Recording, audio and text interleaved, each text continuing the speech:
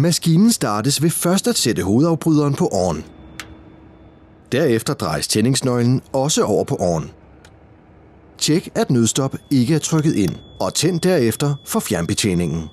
Motoren startes ved at vippe kontakten mod startsymbolet. Sæt funktionsknappen til betjening af den nedre funktion. Og med autonivelleringsknappen sættes maskinens støtteben til maskinen er nivelleret, og displayet viser OK.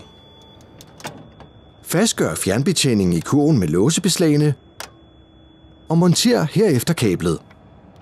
Sæt funktionsknappen til liftfunktion for at betjene liften.